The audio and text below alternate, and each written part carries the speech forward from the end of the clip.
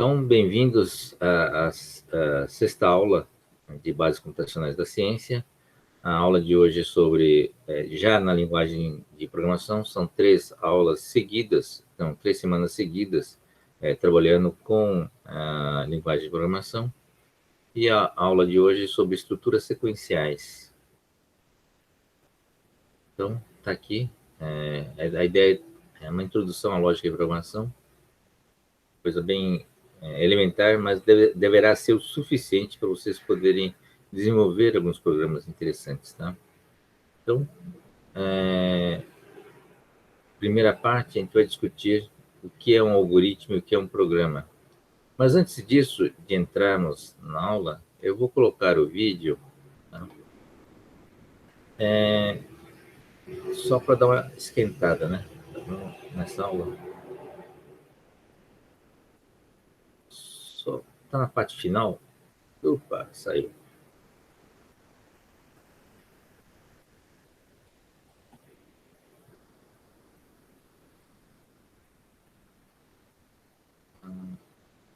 Aula prática, tá?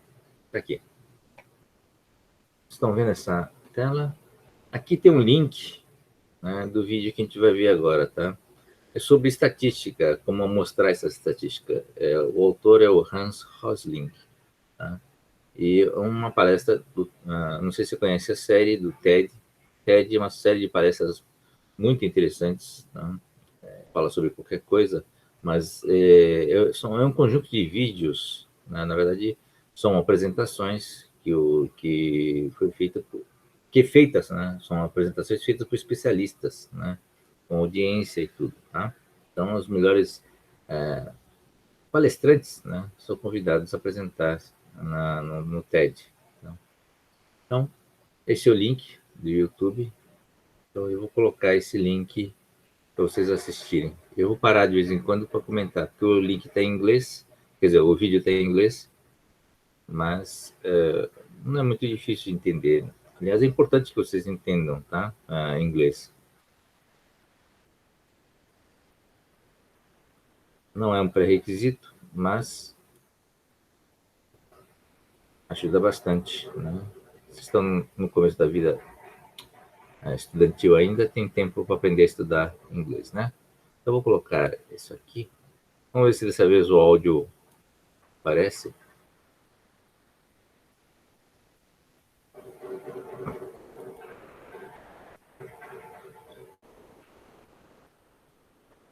Apareceu a tela do YouTube?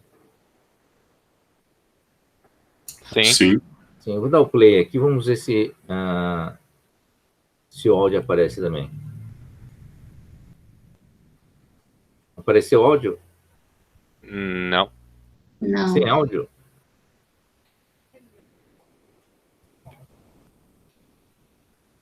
O que estão aparecendo? O que está aparecendo para vocês? O vídeo é reproduzido, mas sem som. não tem áudio. Sem áudio? É. Nossa Senhora. Uma grande dificuldade. Bom, não vamos...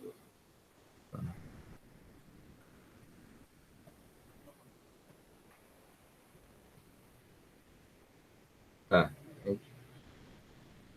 Então, ele está comentando a história dele, né? Ele é suíço, da Suécia, né? Isso, tá? E é um professor que estudou, né, os problemas da África. Então, ele preparou essa apresentação para analisar o problema de saúde, né, no mundo como um todo. Então, a palestra do TED.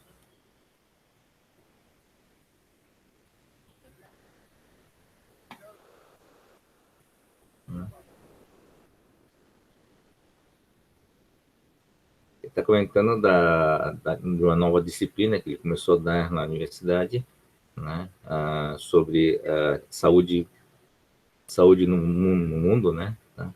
Estava preocupado com a disciplina em si, porque ele acredita no sistema educacional da Suécia, e ele acredita também que eles já com bons conhecimentos, portanto, ele não teria muito o que ensinar.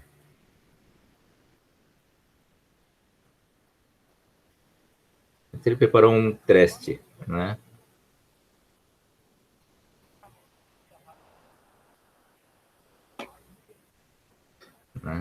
Então, ele fez um pequeno teste para avaliar os seus alunos, né? Que dá para Professor, escolher. Oi? e se você colocar a legenda no YouTube, não tem opção? Que aí já dá para acompanhar um pouco mais do vídeo. Ah, verdade, verdade. Uma boa ideia. Deixa eu...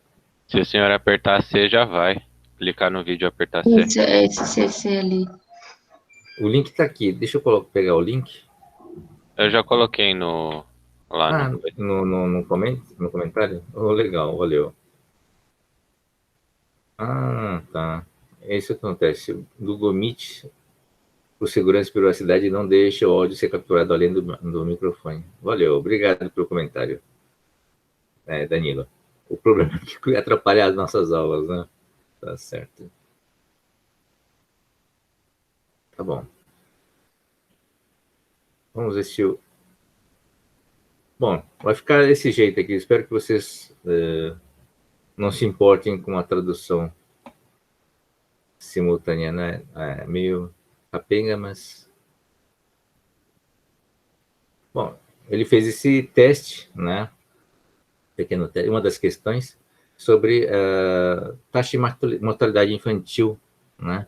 E aí ele apresentava pares de países, né? Dizendo qual dos... E aí a questão é a seguinte, né? É para responder qual, em cada par, qual é o país que tem uma taxa de mortalidade maior do que outro, tá? Então, e aí os estudantes responderam, né?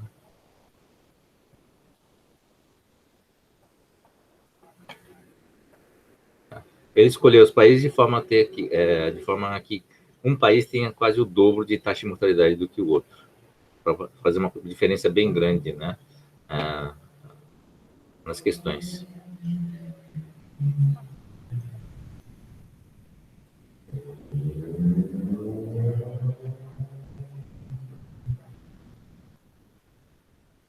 Então, essas são as respostas corretas, né?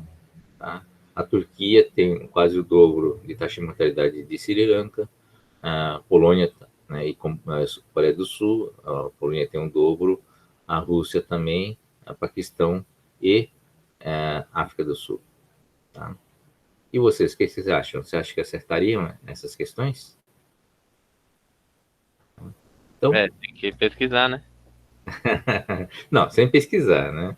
No fundo, ele fez esse questionário para saber qual era o nível de conhecimento sobre saúde pública no mundo inteiro, né, dos seus alunos, para os quais ele ia dar aula, né? Então, ele queria saber se eles sabiam bastante ou vinham do sistema educacional sueco, né, com boa bagagem, né, de aprendizado ou não. Tá? Esse era o objetivo dele. Então, ó, e deu esse resultado aqui, ó, acertos, né? 1,8. Tá? A nota máxima é 5, tá? É um ponto para cada questão. Então, 1,8 significa que tá baixo, né? Mas ele ficou muito contente. Por que ele ficou contente? Porque ele viu que tinham que ensinar para os alunos, né? Tá certo? Se os alunos tivessem tirado nota boa, ele não teria muito o que ensinar. Então, é isso que ele está falando. Vocês viram que tem a média, né, 1,8, e tem o desvio padrão. Tá? Esse é o desvio padrão. Significa que, lembra da estatística? Desvio padrão significa que 68%, né, dos casos caem nesse intervalo entre 1,8 mais 0,4, quer dizer, 2,2, e menos 1,8 menos 0,4, que é 1,4, né, 1,4. Então, nesse intervalo, cai 68% dos casos. Depois,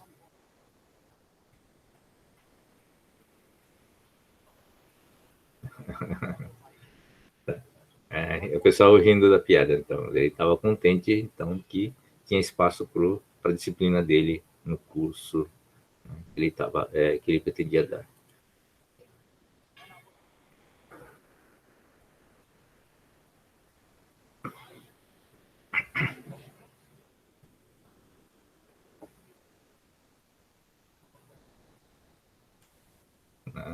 Ele está comparando com chimpanzés, né? Porque, estatisticamente, eles sabem, os alunos dele sabem menos do que os chimpanzés, né?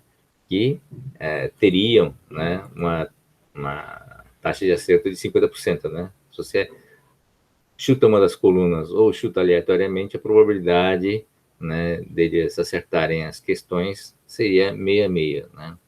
Então, porque cada pergunta é 50% de probabilidade, tá bom? Então, a nota dos chimpanzés seriam 2,5, certo?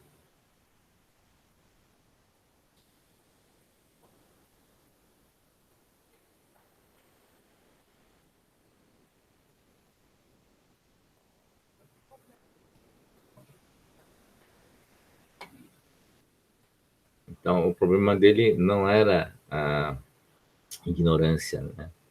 Não conhecimento, mas principalmente como se diz, preconceitos, né? Que os alunos trazem essa carga de preconceitos em relação aos países.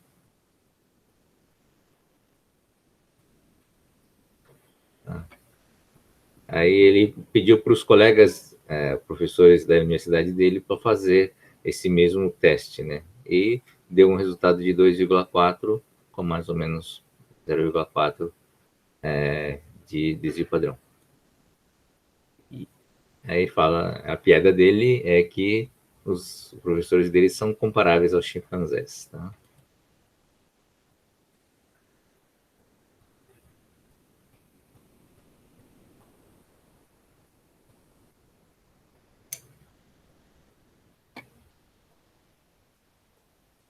Então ele fala que o problema realmente é o preconceito, né? Porque os dados estão disponíveis há muito tempo, várias décadas, né? E aí é um problema básico de comunicação. As estatísticas são feitas, principalmente sobre saúde infantil, mortalidade infantil, é uma estatística disponível no mundo inteiro há várias décadas. Né? Então ele preparou esse tipo de gráfico, que é interessante vocês acompanharem. Vamos ver. Cada bolha é um país, esse aqui é o ano, né? Cada bolha, e é proporcional ao tamanho, né, da população. Então, esse maior aqui é a China, tá? E aqui é a Índia, esse segundo maior.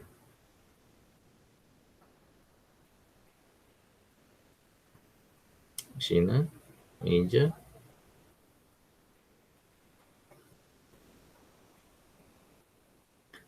No eixo X, ele colocou a taxa de fertilidade, né? A taxa de nascimentos por pessoa, ou por adulto, né?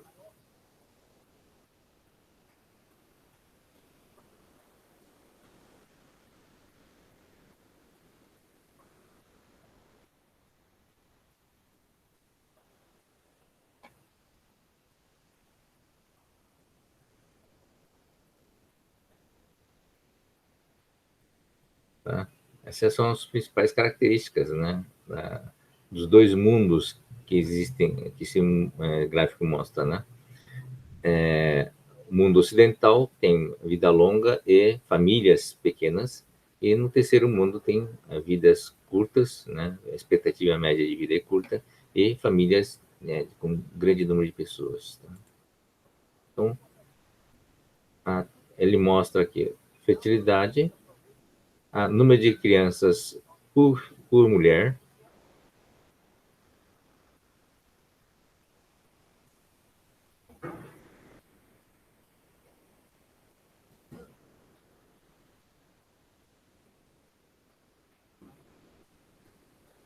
e o eixo do Y é a expectativa de vida da pessoa, né? Tá? Vai desde 30 e poucos anos até 70 e poucos anos. Então, tem os grupos, né? Aqui é o terceiro mundo, onde você tem grandes famílias com baixa expectativa de vida. E nesse eixo de cá, nesse grupo de lá,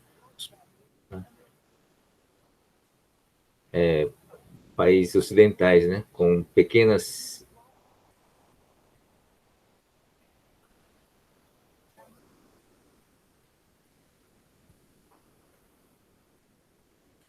Então, a questão para os estudantes é assim: o que aconteceu, né, ao longo dos anos, dessas décadas, né? A taxa de fertilidade caiu ou aumentou, ou como é que subiu esse conjunto de países? Subiu para cima, significando que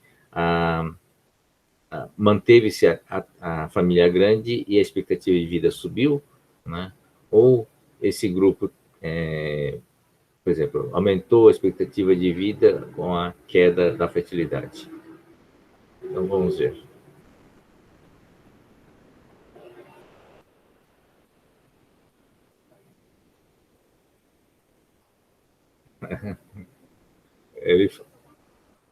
Ele realmente faz.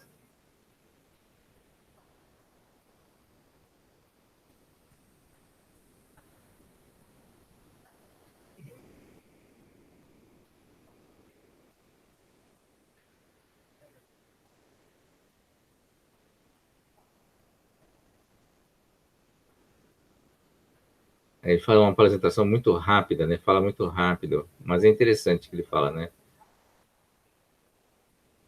Todo mundo está movendo para lá, né?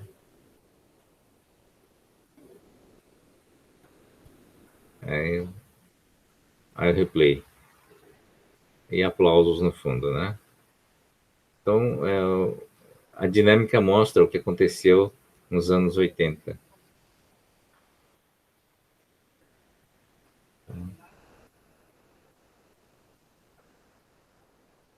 E aqui é uma comparação com a Vietnã e Estados Unidos.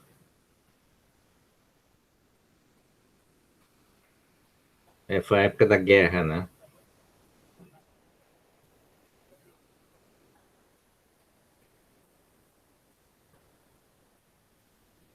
Por que fez essa comparação, né? Por causa da guerra do Vietnã, tá?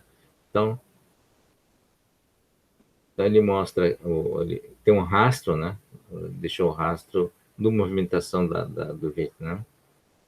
Então você tem os Estados Unidos nessa região aqui, e aí, durante a guerra, você tem uma alta taxa de fertilidade, tá? E assim que acabou a guerra, você começa a ter uma expectativa de que você começa a ter uma redução da taxa de natalidade e com a melhoria da expectativa de vida. Então, não necessariamente há uma razão econômica, né, para determinados percursos, né, dessas evoluções de taxa de natalidade e fertilidade e com a expectativa de vida. Bom.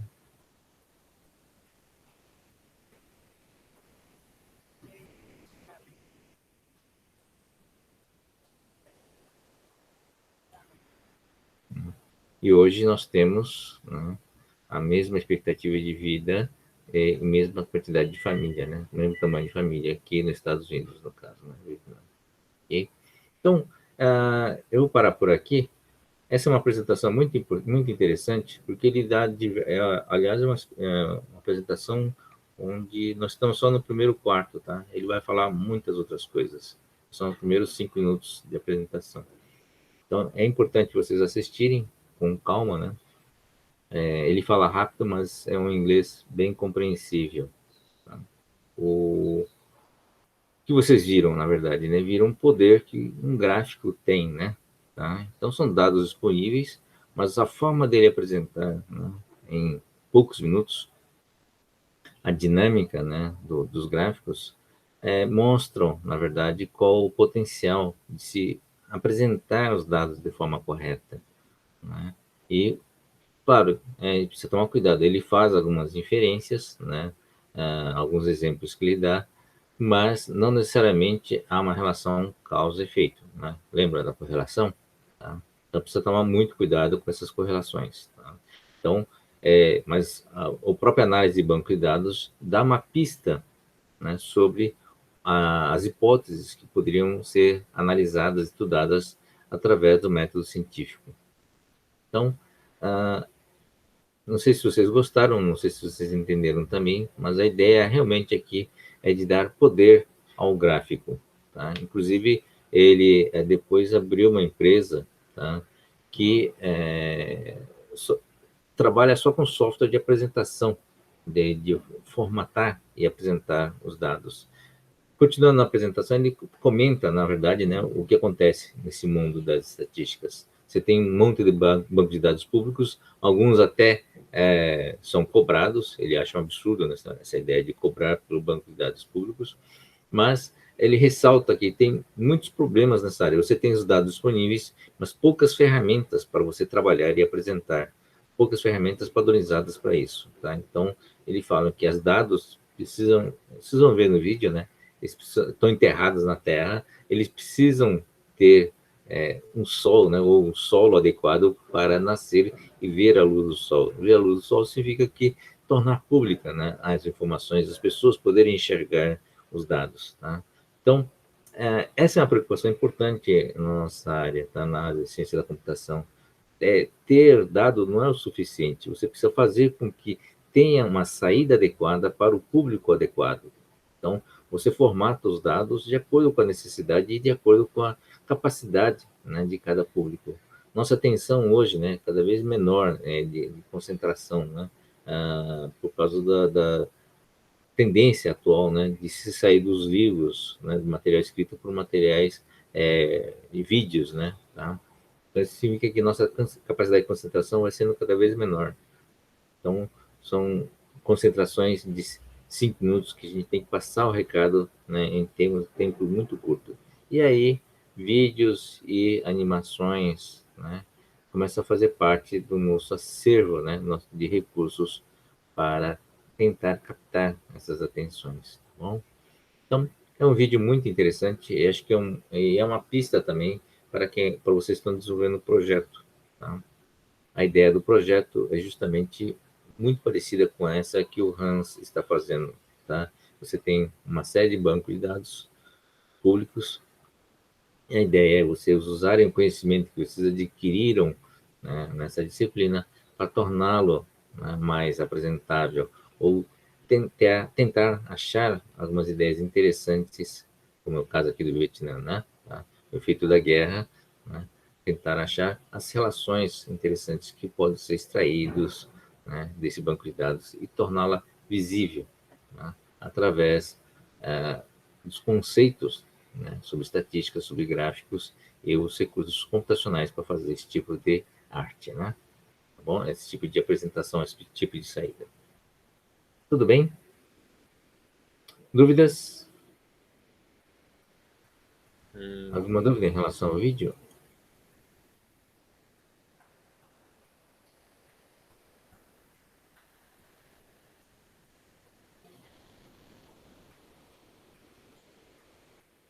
E aí, gente? Gostaram do vídeo? Por enquanto? Sim, interessante.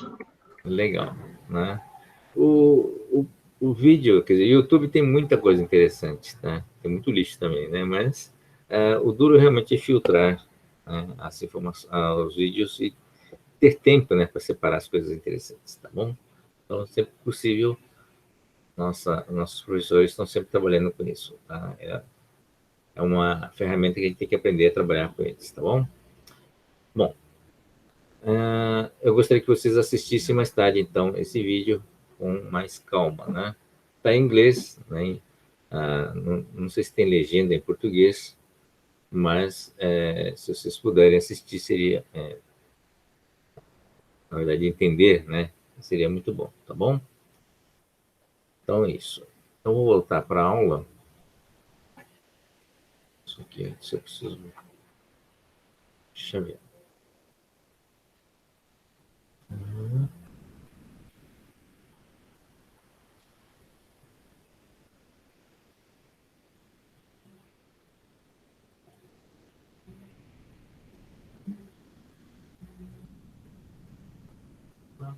Não sei se eu compartilhei a tela certa.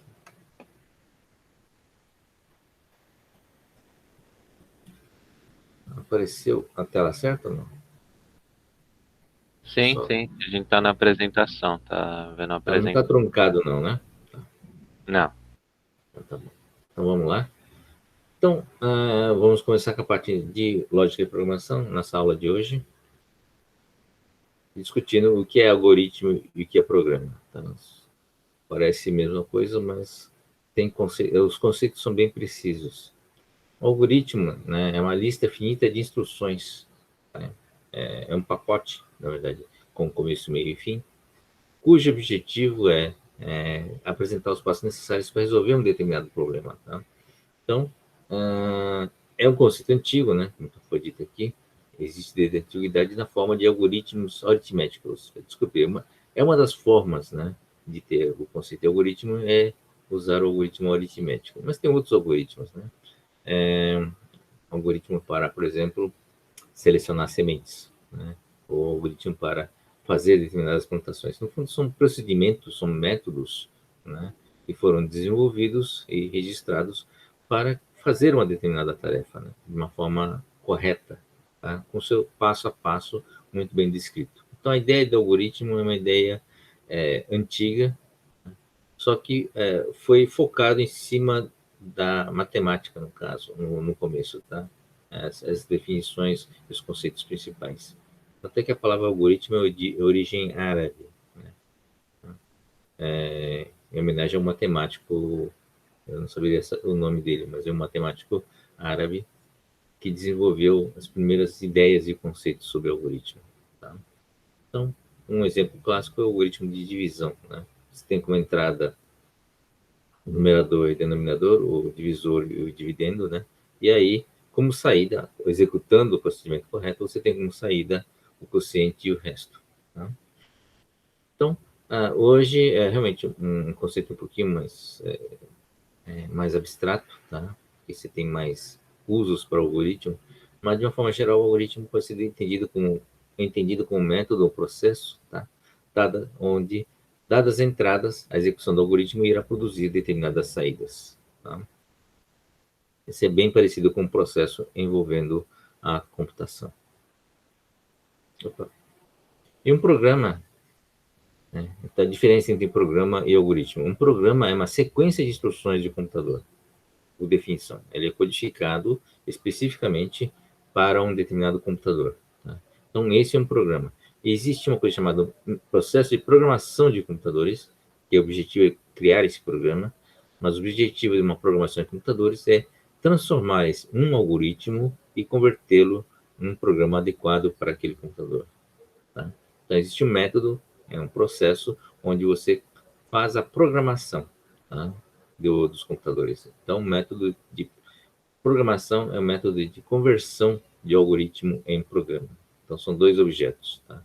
Então, algoritmo é um objeto abstrato e um programa é um objeto mais concreto, escrito numa determinada linguagem para realizar uma determinada tarefa que é o próprio algoritmo.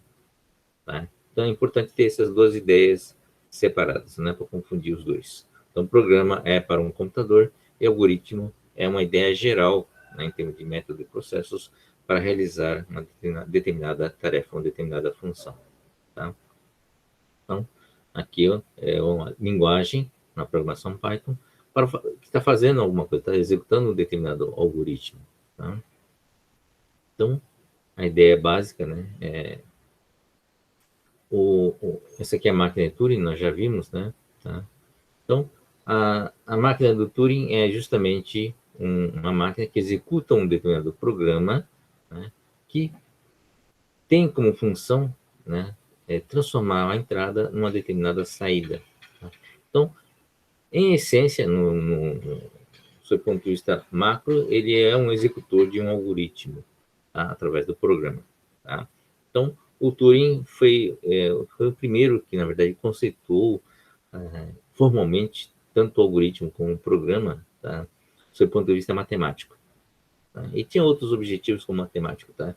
Ele criou essa máquina de Turing para fazer determinadas provas matemáticas. Tá?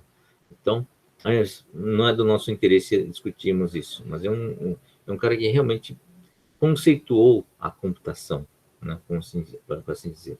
Definiu o que é uma computação do seu ponto de vista mais abstrato, do seu ponto de vista mais matemático. Tá? Então, esse é o grande mérito dele. E a máquina de Turing, ele não diz qual é o hardware, é uma máquina qualquer, né? Tem uma caixa aqui, tá? Cuja função, não importa a implementação dele, tá? Cuja função é ter duas entradas, uma entrada é de dados, outra entrada é de programas, e aí, juntando esses dois, nós temos o papel desse autômato, tá? É juntar esses dois e gerar uma saída de dados, tá? Então, essa é a conceituação dessa máquina de Turing. É uma máquina genérica, tá? Mas tem um grande valor, parece óbvio, na verdade, né? Tá falando óbvio hoje, mas, na verdade, tem um grande valor conceitual, tá? Ter uma base conceitual é muito importante para a ciência da computação, tá? Que formaliza uma série de ideias, né? Então, o que é possível provar, o que é possível transformar em programa, o que não é possível, quais são os limites do algoritmo, tudo isso é possível analisar formalmente, matematicamente, através desses conceitos que foram desenvolvidos, tá? Então, o Turing, na verdade, foi responsável, então, pela... Não só ele, tá? Mas ele trabalhou bastante nessa conceituação do algoritmo, do que é o algoritmo, do que é um programa e o que é a computação. Nós vimos, né, historicamente, que o conceito de computação foi uma evolução de calculadora programável, depois de uma recruzamento de dados, né? Mas esses são conceitos funcionais, não são conceitos matemáticos, né? Tá? A computação, no caso, já é um conceito mais abstrato, mais matemático, tá? Então, não importa como você vai implementar, se é através de engrenagens, de relés ou de transistores, tá? A ideia da computação é uma capacidade de executar programas e lidar com dados, né, de entrada, tá? E ter como objetivo uma saída de dados.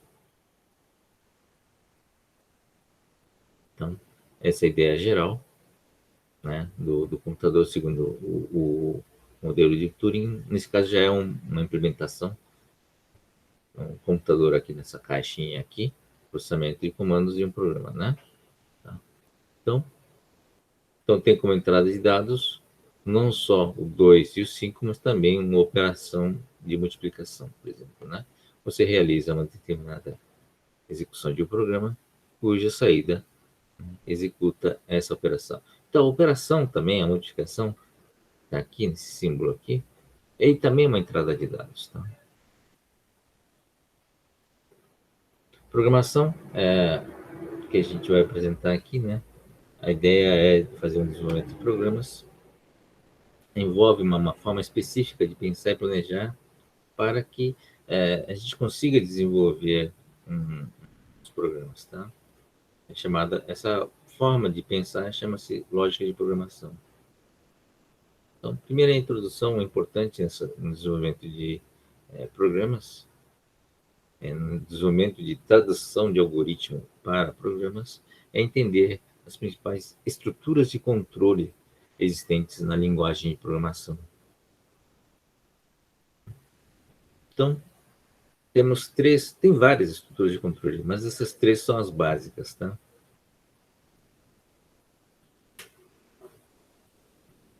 A primeira estrutura é sequencial,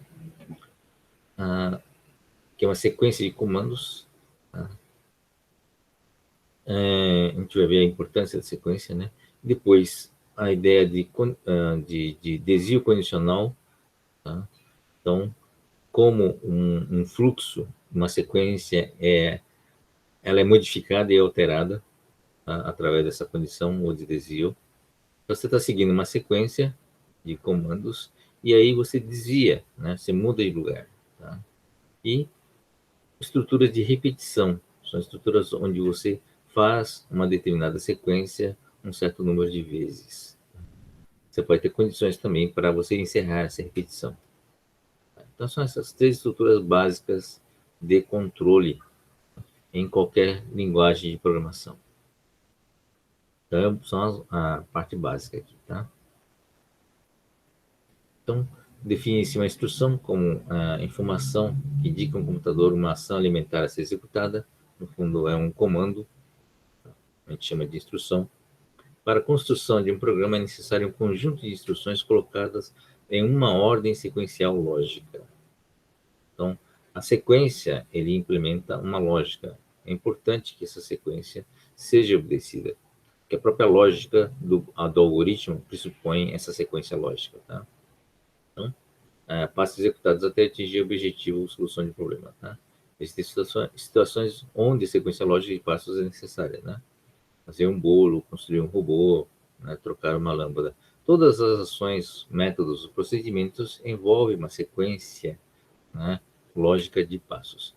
E existe uma característica dessa sequência. Ela é um passo, além de ser um passo depois do outro, né, tem uma sequência única, tá? Para fazer um bolo, por exemplo, você não pode inverter a ordem de fazer as coisas. Você não pode assar uma coisa antes de fazer a massa, né? Certo? Então, há uma lógica por trás disso, uma lógica associada a uma relação de ação e seus efeitos, tá? Causa e efeito ligado à realidade física, né, das coisas. Então, a estrutura sequencial é um padrão em toda forma de algoritmo. Sequência onde o computador irá ler os comandos de cima para baixo, da esquerda para a direita, tá? Então, de uma maneira geral, se o comando for escrito ou se as instruções forem escritas, eles vão seguir um determinado padrão de execução, determinado forma de execução rigorosa, né? Uma estrutura sequencial é um conjunto de comandos, né, que serão executados numa sequência linear de cima para baixo. Tá? Então, normalmente é na mesma ordem que foram executados. Tá? Então, um exemplo computacional, né, de calcular o resto da divisão, um exemplo do algoritmo de divisão, tá? Usando uma calculadora que possui operações de soma, subtração, multiplicação e divisão, mas não possui operação de resto da divisão. Então, você tem essa ordem aqui, né? Divide o 9 por 2, o divisor, obtendo o resultado de 4,5, tá? Considera apenas a parte inteira do resultado, ou seja, o 4, tá? Multiplica a parte inteira do resultado pelo divisor, obtendo 8. Subtrai o dividendo pelo resultado da multiplicação anterior, ou seja, 9 menos 8, né, que é igual a 1, que é o resultado, quer dizer, o resto da divisão. Então, o quociente é o 4 e o resto é 1. É isso? Isso é uma sequência lógica, né? Isso que a gente chama, esse é um algoritmo, né? Isso, e os comandos específicos que estão aqui são as instruções, tá? São os comandos que têm que ser traduzidos para a computação em uma linguagem de programação. Então, a sequência de instruções importa. Nem sempre a ordem de instruções importa, né? Desejamos calcular o resultado da expressão, né? Podemos calcular primeiramente uma sequência de somas, né? Na soma não existem ordens, tá? Então você pode executar em qualquer ordem, tá? Mas quando você tem multiplicação, a sequência tem que ser respeitada, não é isso? Então isso, a sequência é uma sequência do algoritmo, é uma consequência, né, da realidade. Se a realidade permite, né, ter sequências diferenciadas, se eu posso mudar a sequência e fazer as coisas, por exemplo, no bolo, tá? Então, isso, o algoritmo também não se obriga, né, a ter uma sequência de instruções rígida. Tá? Então, na parte prática, no fundo a aula de hoje é mais prática do que outra coisa, né? A gente vai ver esses exercícios, é um caderno só, chamado sequencial e função. A gente vai agora para esse caderno aqui. Nós já vimos o vídeo, tá?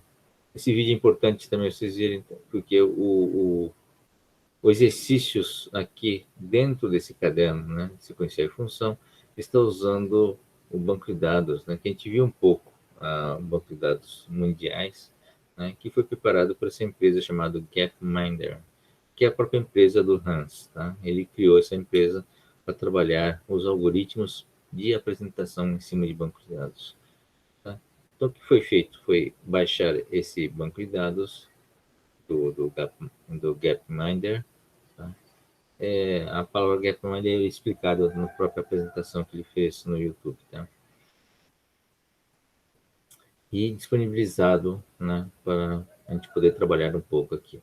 Não temos, claro, condições ainda de fazer tudo aquilo que ele fez, né, na apresentação, tá? Mas temos pelo menos o banco de dados para a gente poder trabalhar com determinados algoritmos aqui. Bom, aqui é um resumo, né, dos principais comandos. A gente vai voltar a ver todas as bibliotecas, né, que a gente viu antes, né?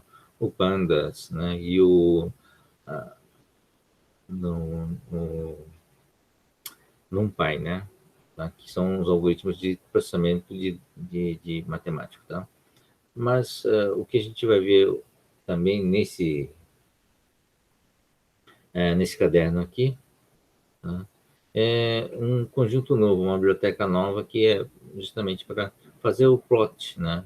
O plot ou impressão. Plot é fazer gráfico, tá, em inglês. Tá? Essa biblioteca é Matplotlib Library, né? É a biblioteca matemática de gráficos, tá? Então, esse é o gráfico, scatter é aquele gráfico de dispersão, e aqui são vários controles, né? Várias funções dessa biblioteca, né? Que permitem alguns controles do gráfico, tá? A gente vai ver esses comandos aqui para a apresentação, tá bom? Então, a ideia é essa, né? E aqui, uma coisa importante é trabalhar a partir de funções. Tá? Como criar funções em Python? O que são funções? Vocês viram, por exemplo, que isso aqui, eu estou usando uma biblioteca, né? E aí, dentro dessa biblioteca, nós temos, tá, scatter, que é um gráfico de pontos, né, de dispersão, os plots. Tá? Cada um deles aqui é uma função. O PLT, o plot, né, é o nome que nós demos à biblioteca. Tá? Então, aqui, ele está chamando o nome da biblioteca, o nome que você deu, e a função logo em seguida. Mas vem a pergunta, mas como é que você cria essas funções? Bom, eu baixei da biblioteca, né? Mas a biblioteca, na verdade, contém a descrição dessas funções. Né? E será que eu não consigo criar uma função nova?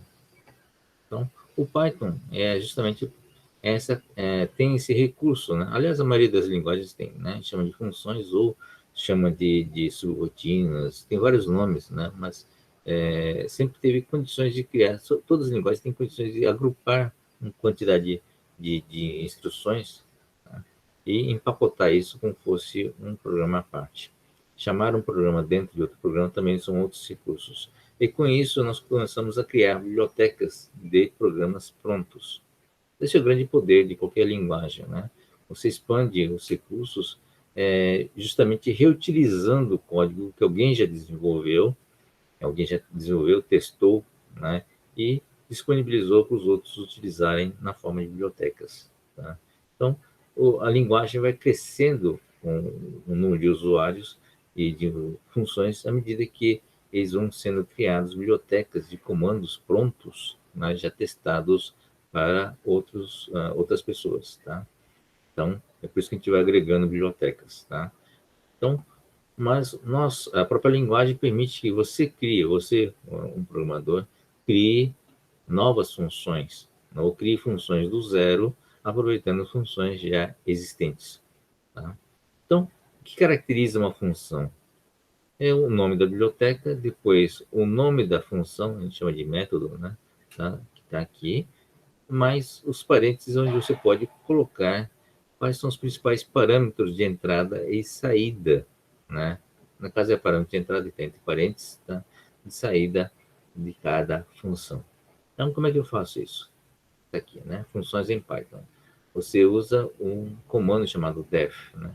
De definição, define, né? Se define o nome da função e depois define também os nomes dos parâmetros de entrada. Tá? Então, a gente vai trabalhar nesse caderno aqui, essencialmente a parte de funções, tá? Funções com comandos sequenciais. E aqui, são as mesmas funções quando você tem um parâmetro como resultado. Tá? Algumas funções aqui, por exemplo, principalmente o plot, ele tem como saída um gráfico, mas ele não tem um parâmetro de saída, né? Tá? Mas às vezes você consegue definir uma função, por exemplo, que você manda executar alguma coisa. Lembra do math para tirar a raiz quadrada? Você tem um nome, math, square root, né, que é a função de raiz quadrada. Aqui você tem um parâmetro de entrada, a variável que você quer tirar a raiz, e vai dar como saída da chamada dessa função, você põe igual, né, do lado de cá, uma atribuição, tem como saída a raiz quadrada do número que você colocou aqui dentro. Tá? É um comando desse tipo, é uma função desse tipo aqui. Você tem um nome, o square root, parâmetro de entrada, tá? E aí tem a lista de comandos e ele retorna, o return, comando return, tá? E retorna o valor do resultado que está aqui. Tá?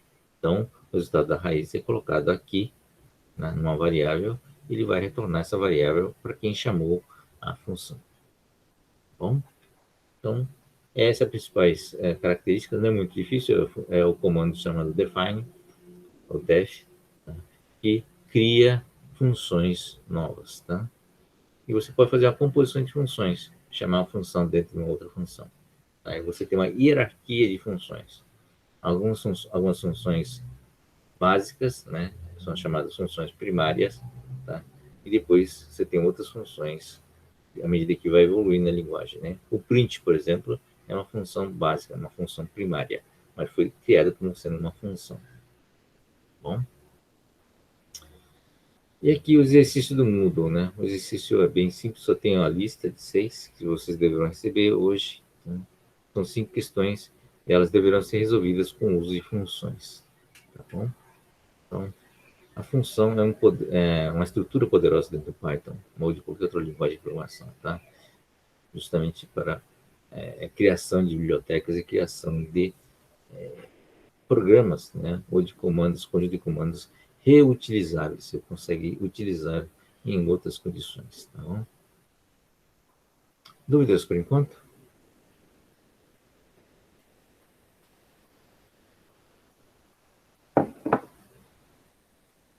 Deixa eu ver no chat. Não, por enquanto tá de boa, assim. Só ouvindo o que o senhor tá falando tá de boa, né? Vamos ver agora na hora de fazer. Essa interação fica difícil, mas vamos lá. Vamos para ela aqui. E apresentar.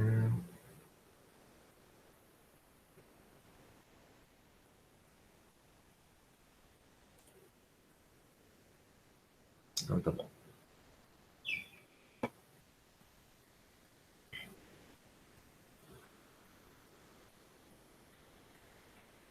Deixa eu entrar no dia.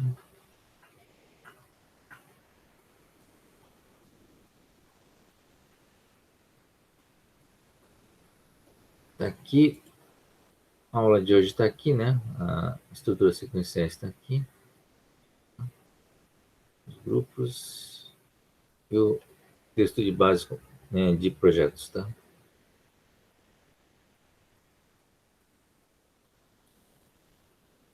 Aqui é o exercício da entrega da lista, né? Do Moodle. Vocês já estão acostumados, né? Aqui. Exercícios. E a semana 6 está aqui, né?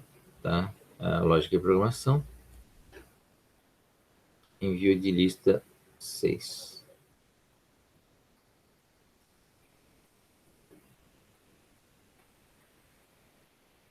Tá? Então, sequência de funções. Isso aqui está no modo. Deixa eu mudar o modo.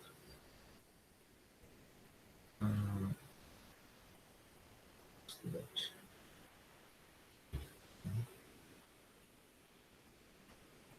Sequência de funções. Não tem exercícios mais, porque já está só com a parte de programação. A gente vai vir trabalhar em cima do caderno de sequenciar funções. Lá a gente vai apresentar os exercícios, tá bom?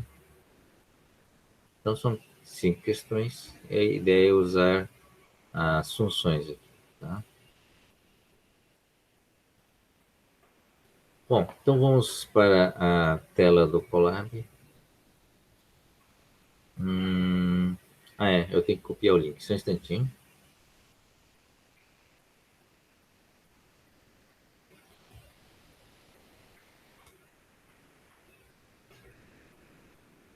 Então, o link é o que está no PowerPoint.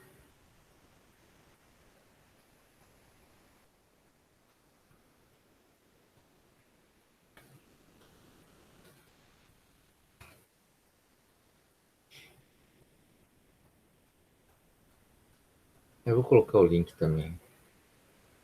Ah, você já colocou, né? Tá bom. Olha, Lucas. Nós. Então tá aqui o link. Tem uma parte de introdução da parte de programação. Tá? Bom, tá reformulando a parte de programa aqui com o algoritmo, Pessoa, mas... Oi, você parou de compartilhar sua tela. não entendi. Você parou de compartilhar sua tela. Eu parei de compartilhar. Então, o que será que aconteceu?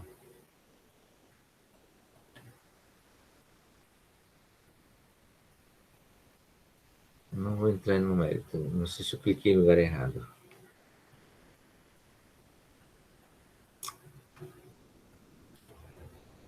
Apareceu?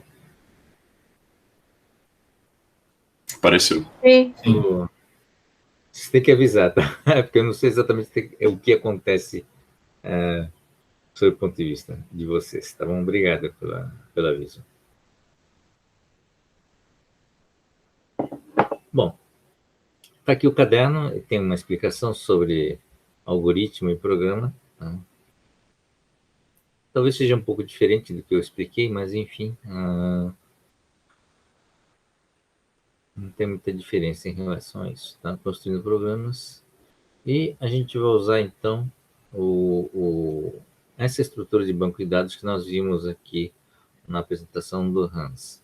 Tá aqui, ó, tem esse TED Talk que está o link do vídeo do YouTube, tá? Novamente. Então, é uma estrutura que tem o seguinte, tem o nome do país, tem um ano, população, continente, expectativa de vida e o PIB per capita, tá? Então, é um subconjunto do banco de dados. Acho que nem sei se tem todos os bancos, todos os países, mas em todo caso é um banco de dados de tamanho razoável. Acho que tinha... Bom, depois a gente pode ver aqui. Ano, população, expectativa de vida, né? Naquele país, naquele ano. E PIB per capita, né? Produto Interno Bruto. Tá? Então, a ideia, talvez, a ideia aqui é correlacionar esses dois valores, essas duas variáveis aqui, tá?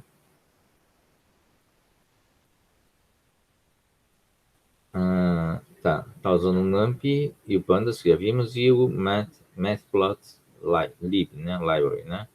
Tá? Então, são funções, né, do Python, é uma biblioteca do Python que tem um conjunto, né, de funções que permitem plotar gráficos, tá? Inclusive é quase de regressão também, tá? Então, esse download que está vindo aqui, tá, é o download desse banco de dados, tá? Esse é o link, o banco de dados foi disponibilizado e vai carregar localmente através da função aqui do Pandas, o PD é Pandas, né? Vai usar a função read CSV e colocar no DF, no Data Frame. Pode mudar uma. Chama de... Não posso usar país. Podemos chamar de dados. Ok? E aí, vamos mandar executar. Acho que deu certo. Tá. Algumas linhas de velocidades. Tem que mudar. O sample, ele sorteia aleatoriamente, né, 10 linhas, no caso, 10, sei lá, pode ser menos. 5 linhas no banco de dados. bom? Então, mostra basicamente a estrutura, né, que está aqui. Esse aqui é o número de registro, é o país, até em português, está com acento, inclusive, né? População, continente, e os atributos aqui estão com acentuação em português. Né? Mas está usando ponto, né? Tá vendo? No lugar da vírgula, tá? Isso é uma coisa importante. Senão, as bibliotecas do Python, né, não conseguem processar esses como número. População, expectativa de vida e o PIB per capita. Tá? PIB per capita significa o seguinte, né? É o produto interno bruto do país, né? Toda a riqueza gerada pelo país dividido pelo número de pessoas. Tá?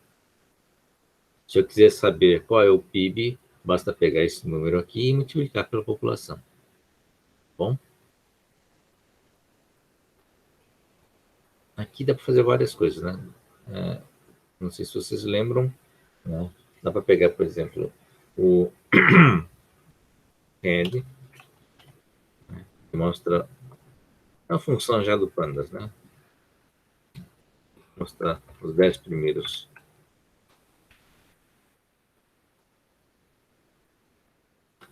Tá, são os 10 primeiros, são os dados do país. Afeganistão, que deve ser o primeiro da lista. 0, né? E dá para colocar o tail, né? Que é vamos ver o fim. Eu gosto do tail porque ele mostra o fim do banco de dados. Aí, tá, dá para saber que tem 1703, não, o zero contando, né? Então, o zero, incluindo o zero, dá 1704 registros, né? No banco de dados. É um banco de dados bem pequenos, né? Mas tem já 1.700, é mais outra escala dos bancos de dados que estamos trabalhando até agora, né? Bom, então esse é o banco de dados e a partir daqui vamos trabalhar algumas coisas. Vamos lá. Selecionar as linhas referentes ao Brasil, tá? Salvar em nova variável tipo tabela chamada dados do país, tá? Tá bom. Então a ideia é não trabalhar o banco de dados inteiro, mas separar, né, para um país, tá? Nome do país é o Brasil, tá? Tem que colocar entre aspas, porque está em inglês, né? O banco de dados, o conteúdo. Dado do país é uma variável, né? É uma outra tabela, tá? Então aqui está usando a função quer fazer essa separação. Carry and filtro, nós vimos já em outras aulas, né? Então, aqui é o atributo país, dessa coluna país, tá? Igual, igual, não é uma igualdade, mas é uma comparação. Está comparando o conteúdo com o conteúdo, né, de nome país, tá? Variável Brasil. Então, não vou entrar no mérito dessa sintaxe, tá? Mas está aqui o mais. Ele está compondo a palavra que faz a composição. Está colocando entre aspas aqui. Tá? Esse primeiro aspas aqui controla o parâmetro de entrada do carry. E aqui ele está compondo, né, o conteúdo desse campo aqui. É uma composição que está sendo feita, tá, usando o mais e usando o conteúdo da variável nome do país, tá? Então, como é que eu leio isso aqui? Não é muito simples de entender, tá? Não é fácil de entender, mas na verdade isso aqui é um campo. Aqui é um mais, aqui é para juntar com isso aqui, depois para juntar, né, com esse, só para colocar esses aspazinhos aqui, tá? Para iniciar e fechar. Porque se você ter uma aspas aqui e outras aspas aqui, para definir literalmente o conteúdo da comparação com o país. É meio complicado, mas veja, essa sintaxe, eu mesmo me perco nessas quantidades de aspas que estão aqui, tá? Então, esse aspas aqui, duplo, né? Aspas duplo aqui, é justamente para colocar esse aspasinhas sozinho aqui. e o mais aqui é para fazer a composição. A ideia é compor essa comparação. Quero comparar, né, o atributo país igual a igual, né, comparar com o conteúdo dessa variável nome país. Bom, e aí eu monto, né, eu crio essa variável chamada dados país, né, que é uma tabela, né, onde separei somente os dados do Brasil. Então, isso aqui, executando isso, vai dar isso aqui. Bom, são quantos registros? De 52, ele não é contínuo, né? Tá? A cada 5 anos, basicamente. É isso, é 5 anos, até 2007. Quase 15 anos atrás. Não, quantos anos atrás? 2007. 10, 13 anos atrás, né? Tá. Então, tendo esses dados do país, vamos transformá-lo num gráfico, né? Então, você tem um gráfico, eixo de X, variável independente é o tempo, normalmente, né? Tá, o ano, e a coluna Y, expectativa de vida. Tá? Então, esses são os dados para o gráfico. Esse aqui é o texto, né? Tá? A coluna, dados para o gráfico. Né? Definimos o X como dado do país, quer dizer, esse banco de dados aqui que nós lemos aqui, né? Dado do país. Tá? E aí, colocamos aqui dentro a coluna X, ou seja, ano. É a coluna ano aqui. Tá bom? Atributo ano. Outro atributo eixo do Y é a expectativa de vida. Tá? Dá para colocar direto aqui dentro, tá, gente? Uma das funções que eu posso fazer é o seguinte: copiar aqui, tá aqui, Ctrl C e substituir aqui dentro. Não tem problema nenhum. O que eu transformo numa variável? A vantagem de transformar em variável é que eu consigo mudar depois. A gente vai ver isso depois com o uso das funções. Aqui eu faço isso aqui. Substituo. NXY, né? Eu uso o polyfit, né, para achar as variáveis de uma reta, o MUG. Eu gosto do... Aqui.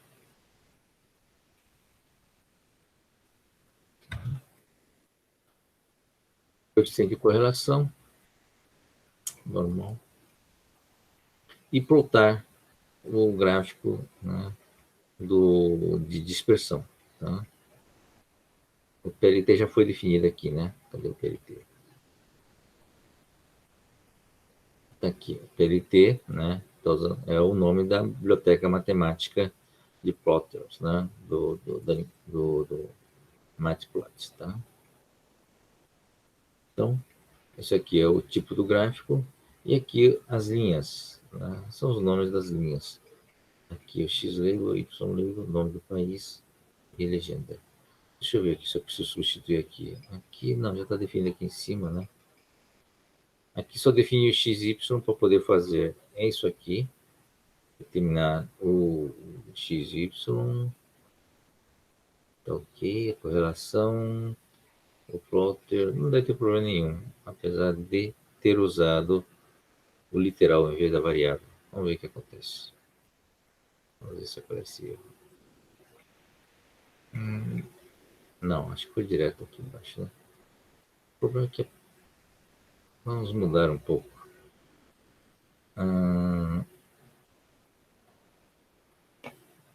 Polyplot, estou colocando, tá certo, XY, label, personalização.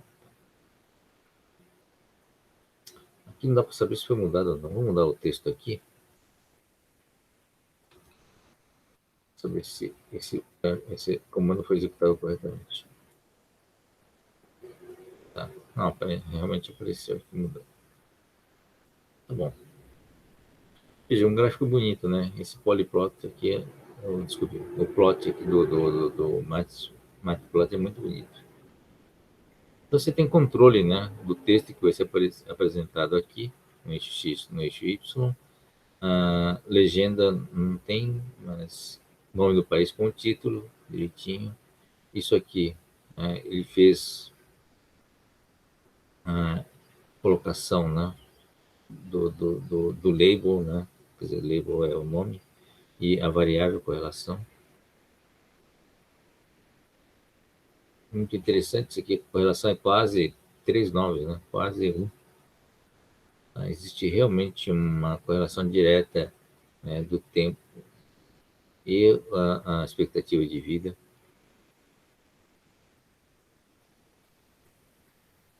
Bom, isso aqui provavelmente, né, não deverá continuar reto, tá? Afinal de contas, você tem um limite biológico aqui de idade, né? Então deverá começar a achatar e ficar constante, tá bom? Uma grande correlação, tá?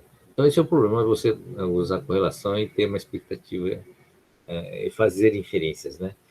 A impressão que à medida que você vai puxando isso aqui, a expectativa de vida vai subindo reto até atingir 120 anos, talvez, né? Mas isso não vai acontecer, tá bom? Então, algumas inferências são perigosíssimas.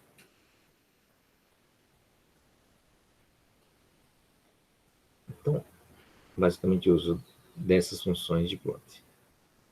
Bom, dúvidas por enquanto? Vamos lá, gente. Não, tá. Boa, tá. Tranquilo? Então, vocês estão vendo que tem várias bibliotecas para plotar, né, para fazer gráficos, né? Então, esse é um gráfico, é uma função nova, é uma biblioteca nova que permite implementar esses gráficos de uma forma relativamente fácil.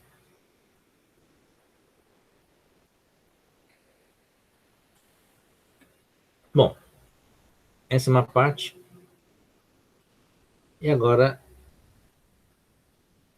fazer a mesma coisa com outro país, né? Então, a mesma coisa que está aqui, né? Mudar isso aqui para um outro país. Ok? Aqui dá para voltar a usar as variáveis, mas acho que na frente dá para usar. Aqui. Mantendo não vou mudar isso aqui, né? Aqui. O dado, o país mudou para Uganda. Vamos manter o mesmo país que estão aqui, né? Vamos ver. Manda executar. A correlação está para cá agora, né? Tá. Vou mudar o texto para saber se mudou, né? Executar. Mudou de lugar, né? Inclusive mudou o nome, tá bom? A correlação em um país como Uganda, por exemplo, é muito baixa. Essa é uma característica bom, um país que teve guerra, então as próprias características, né, do país você tem que analisar no contexto, tá? Inclusive, talvez a própria regressão linear aqui não tenha muito significado, né? Até que tem um valor muito baixo.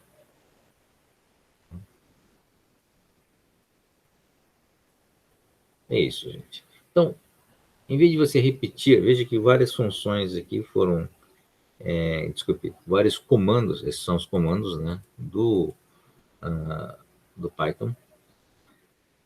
Em vez de você repetir esses comandos aqui, né, a proposta é usar a função, quer dizer, você guardar tudo isso aqui numa única, com um único nome, tá? E você pode usar como parâmetro de entrada o nome do país. Fazer um input, por exemplo, com o nome do país para essa função. Tá? Então, vocês viram que tudo o resto foi mantido constante, né? Então, a função do Python é isso aqui, né? Usou define. Então, basicamente, é a função só de entrada. No caso, a saída dessa função que a gente quer fazer é imprimir um gráfico. Então, criamos uma função basicamente é o seguinte, né? Pega, dá um nome que você quiser aqui, você usa o banco de dados, você tem que fazer o banco de dados por fora, nome do país, X e a coluna X e Y, quer dizer, você escolher qual o conteúdo do X e Y, tá? Então, são 4 parâmetros, né, de entrada. Então, você mesmo define, tá? 1, 2, 3, 4, tá? E aqui são os nomes das variáveis que eu uso localmente, dentro da função. Essa é uma importante diferença, tá? As variáveis aqui têm validade somente dentro da função, dentro do define. Então, esses são os nomes que eu uso aqui. Os nomes que eu uso fora da função pode ser qualquer outro nome, não precisa ser necessariamente esses nomes. Tá bom? Então, o que importa para a entrada para a função é a ordem com que esses valores aparecem dentro do parênteses. Então, dentro do parênteses, o primeiro parâmetro que você vai colocar vai ser o nome do banco de dados, tá? O indicador do banco de dados. Depois, o nome do país, depois a coluna X e a coluna Y. Não importa o nome que você coloca na chamada da função, tá? Importa, esses nomes são locais, só vale aqui dentro que eu vou descrever qual o comando, quais são as instruções do programa dentro desta função. Essa é uma diferença importante, viu, gente? Então, tá errado, né? Outro país. Tá aqui o def. Eu posso manter o def e chamar com dados, né? Aqui fez a gente chamou aqui como dados, não é isso? Onde que tá? Dados aqui. Então vai repetir, né? Dados país, MB, tá? Correlação, calcula a correlação, Professor, Oi. não teria que abrir chaves depois desse definir e mostrar quais são as variáveis? Para mostrar que está tudo incluído na definição da função? Sim, depende da linguagem. Sim, você está certo. Depende da linguagem, tá? Tem linguagem que usa chaves como delimitador daqueles comandos. Quer dizer, aquele comando ele pertence àquela função e para você dizer que isso define, ou definir os limites, né? Tanto dos comandos como também dos nomes locais sendo utilizados, você usa chave para fazer essa limitação. O Python não tem esse delimitador. Ele não precisa desse delimitador, tá? Ele não tem muitas dessas coisas que muitas linguagens impõem como sintaxe. Em compensação, quer dizer, fica mais fácil de programar, tá? Não precisa se preocupar com isso. Mas em compensação, obrigado, fica muito perigoso, tá? Porque você pode confundir o nome que está aqui com o nome da variável fora fora da função. Não fica claro onde que acaba a função e onde que começa o seu programa. Certo, professor. Entendi. Obrigado. Então, tem um risco muito grande, tá? Às vezes às vezes tem dificuldade, inclusive, de achar o erro. Tem erro e você não percebe, tá? Quer dizer, nem um compilador, quer dizer, nem um processador que analisa o programa acusa o erro, né? E se não acusa o erro, você pensa que está certo o programa. Na verdade, está errado, porque está pegando valores, né? Como às vezes a variável tem o mesmo nome que você usou, está pegando dado de outro lugar e você faz essa confusão. Então, é importante que você tenha esse controle, sabendo o que você está usando. É bom, por isso, mudar o nome, às vezes, né? Então, deixa eu comandar isso aqui, quer dizer, ele vai fazer essa definição, não vai ter nenhuma saída, porque o define é só para definir, tá? Ele não executa. Tá, pronto. Ele basicamente registrou, né, esses comandos aqui com esse nome aqui. Aliás, muda o nome. Chamar aqui. Gráfico, tá? Esse é o nome que você escolhe. Então, e gráfico, tá bom? E aqui eu vou usar, né? Então, vou usar essa função. Deixa eu ver que está aqui. Esse aqui está no nível, né? Então, veja aqui. Então, isso aqui está no nível. Tá? Está com erro, né? Isso aqui está no nível de programa principal. E aqui, em vez de repetir todos esses comandos aqui, eu vou usar aquilo a função que eu defini. E no fundo repete todas essas linhas aqui. O problema é que a função acabou usando o mesmo nome, né? Mas aí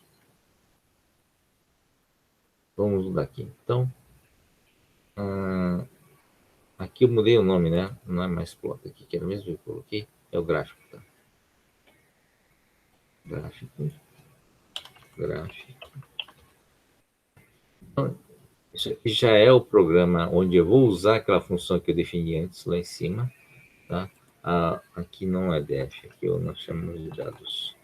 Dados, Brasil, ano, expectativa de vida. Ou seja, eu consigo selecionar os dois eixos aqui, né? Ele vai repetir essa execução que está aqui. Tá? Tudo bem? Então é isso. E eu mando executar. Pronto. Apareceu bonitinho aqui. Eu consigo fazer... Se eu quiser fazer alguma alteração, não preciso alterar cada vez em cada lugar. Por exemplo, se eu mudei o nome aqui de correlação, né? Eu posso chegar aqui e mudar aqui, né? Deixa só isso aqui. Epa, não adianta mudar aqui. Vocês vão ver que se eu mudando ali, eu mando executar. Tá? Não mudou o nome, veja. Por que não mudou o nome? Porque eu não gravei o novo... Não gravei a alteração. Tá? Essa alteração não foi gravada. Eu tenho que executar aqui. Ele vai redefinir a minha função gráfica de correlação. Tá? Aqui. Uma vez redefinido, agora sim, agora eu tenho reexecutando aqui, ele vai mudar. Pronto, mudou. Ok? Brasil, e aqui mudo para, por exemplo, Uganda, né? Pronto. Ficou legal, né? Quais são os outros campos que estão aqui no eixo XY? Eu vou voltar para a decisão que está aqui, né? Esses são atributos. Eu posso colocar o ano, população, expectativa de vida e o PIB per capita. Então, posso fazer, por exemplo, colocar o PIB no eixo X e a expectativa de vida no outro eixo. Deixa eu copiar isso aqui. Exatamente o nome do atributo.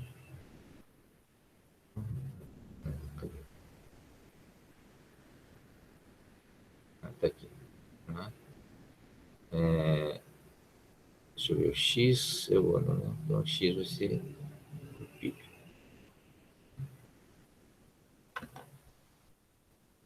Ok? Vamos ver.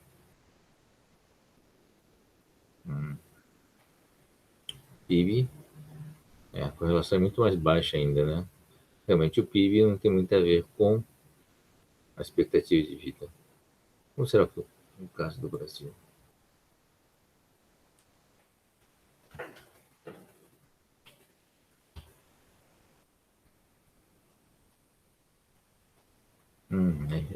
É uma correlação mais forte. Quer dizer, quanto melhor o PIB, maior a expectativa de vida, né? Mas precisa tomar muito cuidado com essas conclusões, tá? O gráfico, ele representa uma realidade, mas não necessariamente há uma relação de causa e efeito, tá? Então, aparentemente, né, se vários países mostram essa correlação, isso é um bom indicador de que quanto maior a renda per capita, né, maior a expectativa de vida. Tá? Mas acho que aquela apresentação do Hans mostra algumas situações onde essa correlação tem que tomar muito cuidado. Tá? O PIB é um valor médio. Tá? Então, se a distribuição de renda não é adequada, a riqueza que um país tem né, e você divide pela população, não necessariamente significa que aquela riqueza está sendo distribuída de uma forma uniforme em toda a população. Então, se tem uma população grande, por exemplo, e a riqueza toda do país está sendo concentrada na mão de poucos, tá? Então, isso às vezes não reflete na expectativa de vida. A maior parte da população continua pobre, né, com baixa expectativa de vida, e apesar do PIB estar subindo, o PIB per capita está subindo. Então, algumas inferências são muito perigosas, tá, de serem concluídas. Tá? É importante, então, ter essa capacidade de análise. Mas, para isso, claro, a gente precisa ter os dados de forma adequada. Essa tabela, em particular, não permite esse tipo de análise, né? Porque já está com PIB, né, per capita. Ele não diz qual é a distribuição de renda dentro da população.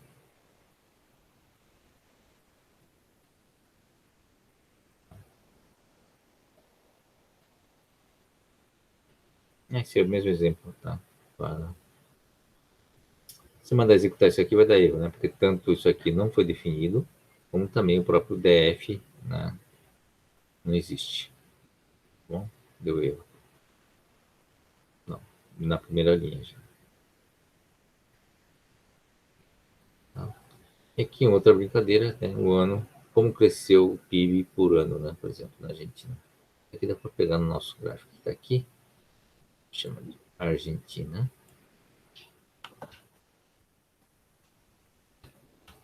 E vamos tentar ver uma correlação entre aqui o eixo X, né, primeiro. Vamos para cá, né? Isso aqui é o ano. Executar. Pronto. Tá? Então, esse é o crescimento do PIB, né? Per capita, com um ano. A relação é baixa, quer dizer, é relativamente alta. Tá? Mas se percebe claramente os anos que teve recessão, né? O PIB caiu. Então, isso é uma inferência de reta que é perigosa também, né?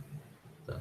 A economia nem sempre é crescente, nem sempre dá para projetar com uma reta, tá?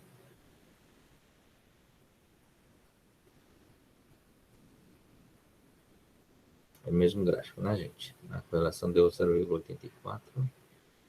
0,84, tá bom.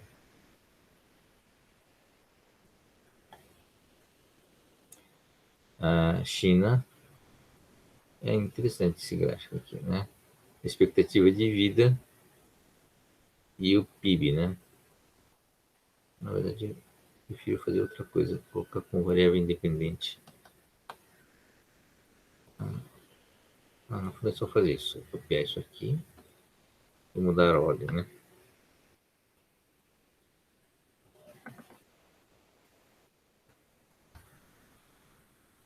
Tá conseguindo acompanhar, gente? Oi? Sim, sim. Tranquilo, né? Eu vou mudar o eixo aqui. Opa, claro, não existe gráfico. Esse é o nome que eu dei? Não, nem lembro mais. Gráfico, né?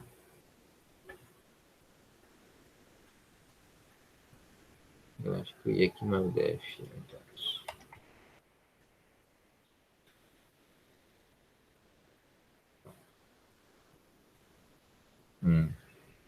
Fica mais claro de entender.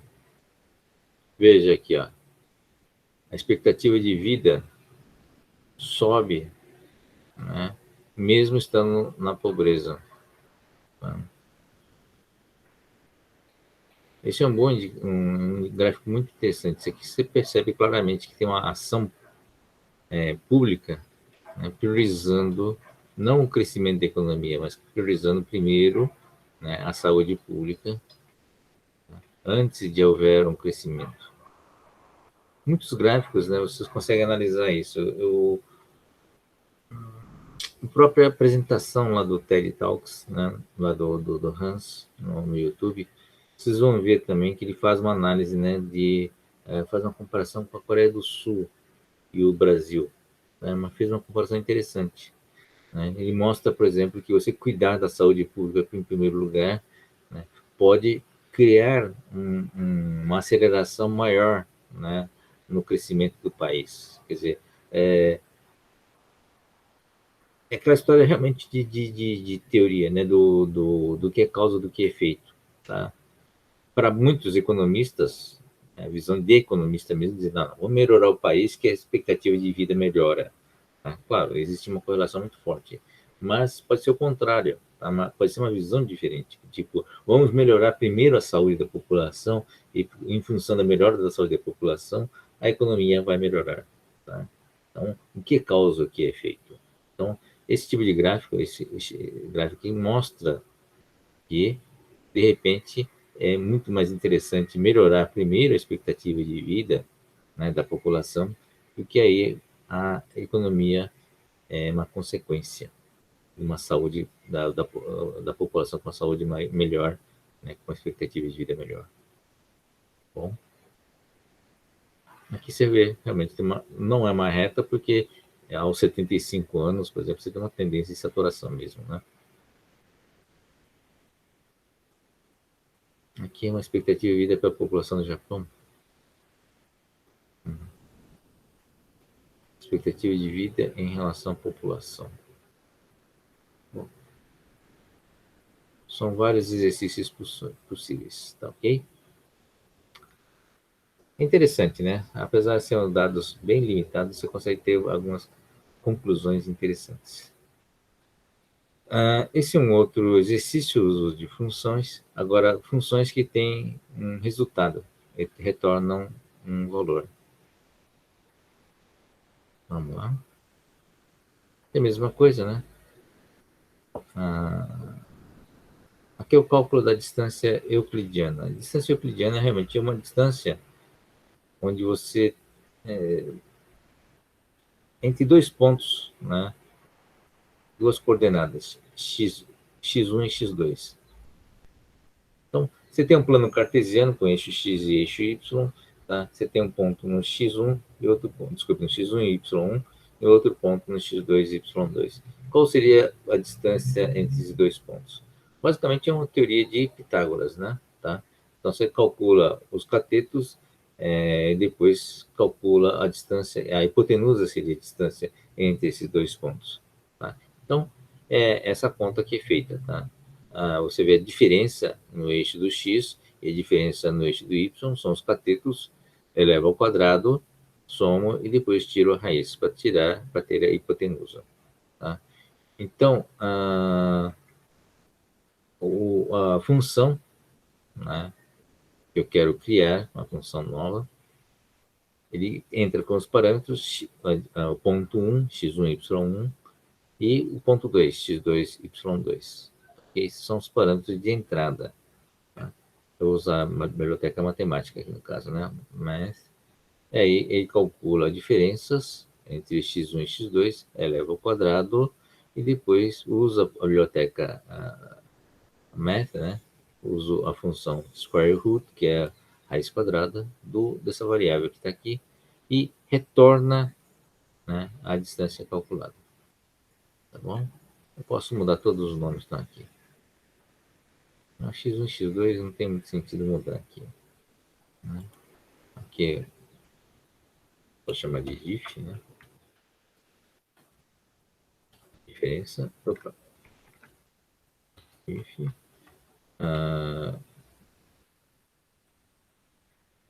Distância ao quadrado.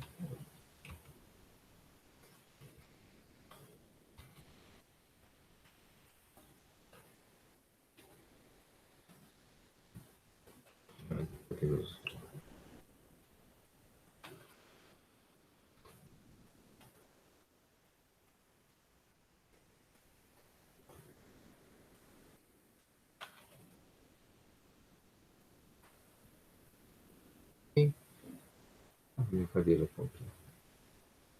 E eu gravo a função.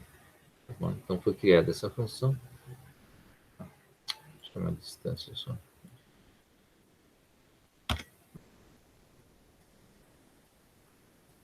Pronto. criei e gravei. Então, agora eu vou executar. Eu chamei de distância.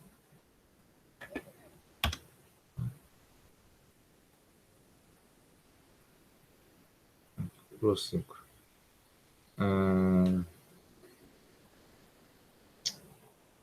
Deixa eu pensar. Mexo x igual a 0. Distância de um quadrado. Deixa eu pensar um pouco. Qualquer quadrado. 10.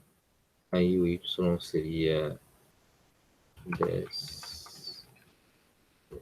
Certo? Isso aí. 1 fica no eixo do x, 0, y.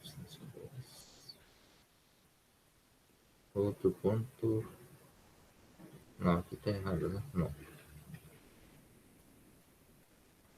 Aqui a distância é única. Os dois estão no mesmo eixo aqui, do y. Então a distância aqui vai ser 10. De fato deu 10, tá bom? Aqui. Vou colocar 0 aqui. Eixo y, 0, tá certo. Isso aqui é um quadrado. São os pontos de um quadrado, né? De 10 de largura. Então, a distância vai ser 2, 6. É um quadrado de 10 por 10. A distância vai ser a diagonal. Tá? Isso aí. É a raiz de 2. É 10 vezes raiz de 2. É isso?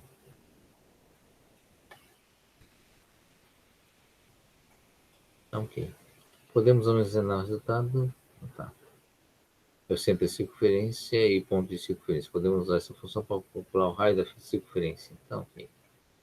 Bom, se esses pontos aqui são pontos de uma qualquer circunferência, tá? Você pode chamar de raio essa distância, né? Tá. Vamos chamar distância 20 raios de círculo, tá. Bom.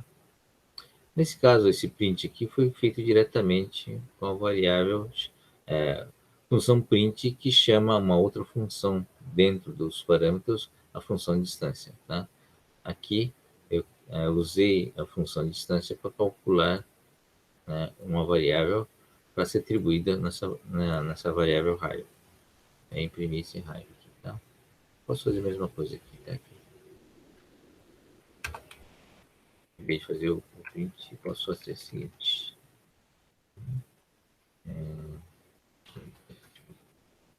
Igual a distância. Depois print.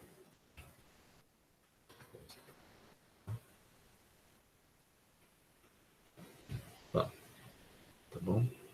Ou no caso, como é uma variável só no fim, eu posso fazer só isso.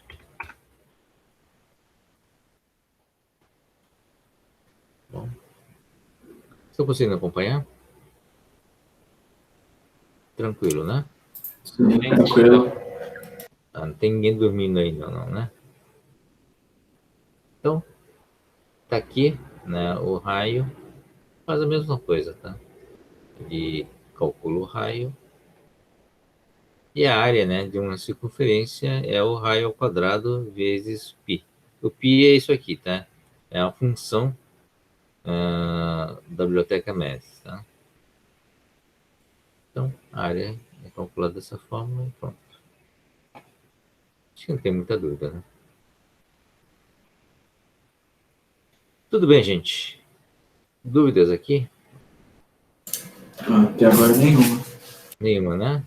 Então, aqui é uma composição de função, já vimos isso, né? Você chama uma função dentro de outra, né? Então, aqui, se eu estou usando já uma função π, né, do math,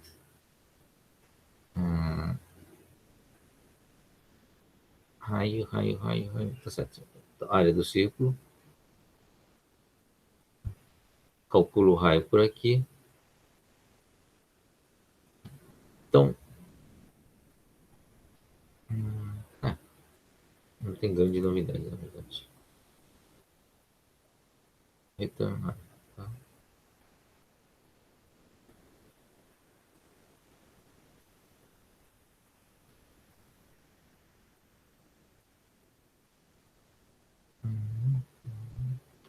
Área do círculo. Então, estou chamando... Ah, tá. Bom, aqui uma brincadeira onde eu estou mudando, né? Estou criando uma nova função, fazendo alguma variação aqui na função da anterior. Estou chamando a função que foi criada antes. A função já existe, né? Então, vou fazer isso aqui. E, então, eu aproveito, né, essa variável aqui, desculpe, essa função que já foi criada antes, né, dentro de uma nova função que eu estou criando aqui, a área do círculo. Tá? Vou tirar isso aqui.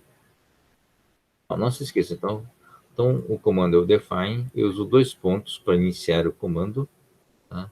E aí, no caso, como estou retornando uma variável, o return, o comando de retorno, já é o indicador de fim dos comandos dessa função.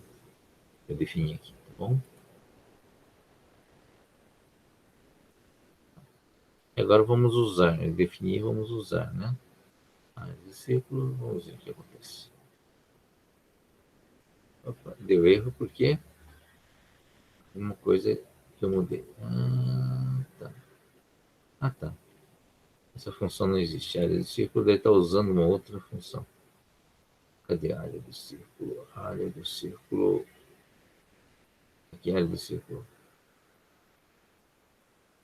A área do círculo. É lógico. Já existe um com o mesmo nome. Depois que colocou 2.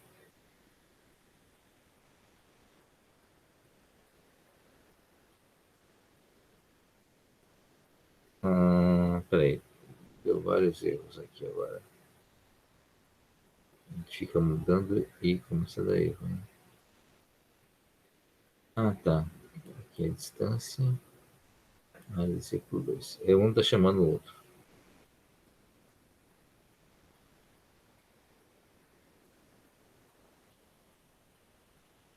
Fazer o seguinte. Perdi o controle das alterações. Vamos lá. Definir área do círculo.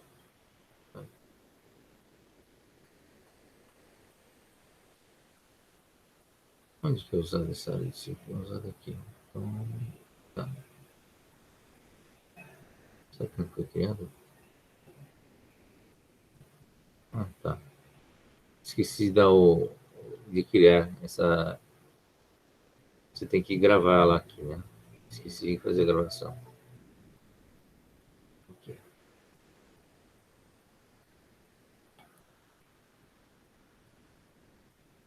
Aqui são exercícios, né? De conversão de graus Fahrenheit para Celsius também.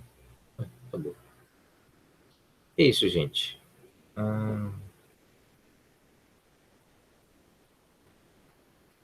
Função dentro de função é só não perder o controle, né, das definições. Acho que não tem grande dificuldade, né? O define, então, o que cria as funções, você coloca o comando define. Tem 2 pontos, não esqueçam 2 pontos, é importante. Você pode dar um return ou você pode não deixar nada, né? Então, tudo que tiver aqui nesse contexto será gravado. Você clica aqui, você vai gravar isso aqui como sendo uma função. Tá? Mais tarde a gente vai ver como é que põe isso, por exemplo, numa biblioteca, né? Ele disponibiliza na forma de arquivos, aí você pode fazer o import desse arquivo, né? Toda vez que você precisar. Tá bom? Professor. Oi, diga. Tira uma dúvida para mim. Sim. É sobre o programa em si. A gente consegue fazer... A ideia do programa é a gente criar as instruções e quem for usar o programa só dá os dados de entrada e executar aquela função? Exatamente. Tá? Tá. É o que você fez aqui, o import, por exemplo. Né? O que ele está fazendo? Tem um arquivo, né, que contém esses programas, um arquivo texto que contém esses programas escritos, né? Tá aqui vários defines, tá? E você, quando faz o import, você carrega esses comandos todos, né, na sua memória. Ao fazer isso, ele fica disponível. Tá? Então, todos esses comandos, essas funções que você definiu. Tá? Então, a ideia é você mesmo poder conseguir depois criar uma biblioteca. A gente não vai fazer isso no momento, tá? Porque não é o contexto adequado ainda. A ideia é você, no projeto, vocês trabalharem com um caderno. No caderno, você pode colocar todos esses textos aqui, né? Lembra? Você vai colocar tanto textos que estão aqui, tá? Como também uma área para programas. Tá? Então, fica toda a documentação realizada dentro do caderno que vocês vão criar. Então, o projeto vai criar um caderno, que vocês vão colocar o nome aqui, que vocês escolherem, e colocar tanto a parte textual como também a parte de programas. Então, fica visível, né, o que vocês estão fazendo. Bom, o banco de dados está sendo carregado, fica tudo documentado direitinho num caderno. Tá? Esse é o objetivo do projeto. Beleza, obrigado. Bom, gente, dúvidas? Não foi difícil, né? Mas aqui nós vimos só o que a gente chama de comandos sequenciais, tá? Isso aqui é uma sequência, não tem nenhum desvio, tá? Então, o que é um desvio? Você executar um programa e aí, dependendo da condição da variável, executaram determinadas instruções ou não, ou pular essas instruções. A gente chama de desvio. Tá? Então, isso a gente vai ver na próxima aula. Então, o objetivo aqui foi só mostrar, né, passar o conceito de algoritmo e mostrar uma sequência de instruções. Aqui é uma sequência, não tem nenhum desvio. Todas as linhas serão executadas. Bom? Tá? Todas as linhas estão aqui e que foram repetidas, reutilizadas. Aí você pensa nesse programa, nessa função, uma única vez, né, com todos os parâmetros, tudo direitinho, e não precisa pensar mais, né, porque já foi feito. Ok? Então você consegue reutilizar, desde, claro, utilize direitinho, né, sabe direitinho documentar, também dizendo, olha, para você usar essa função, você precisa colocar esses parâmetros nesta ordem. Ok? Isso a ideia da função. Tudo bem? O resto é praticar. Tá? A programação não tem muito como fugir, né, da prática. Tá? Então, vocês têm o exercício, a lista que vocês vão receber hoje, e depois, em função dessas listas, vocês vão praticar, né, diversos comandos, né, diversas brincadeiras aqui com um banco de dados, né, e impressão. Tá bom? Não se esqueçam, né? Na lista agora você tem que fazer tudo com função, tem que criar funções para cada exercício. Tudo bem, gente? Podemos encerrar? Está em cima da hora? Sim, tá tranquilo. Bem, Tranquilo, né? Deixa eu encerrar a gravação. Então não tem nenhuma dúvida, né? Então, desculpe. Da outra vez eu esqueci, encerrei a sala sem encerrar a gravação e perdi a gravação. Tá? Tem todos uns truques aqui. Interromper. Pronto.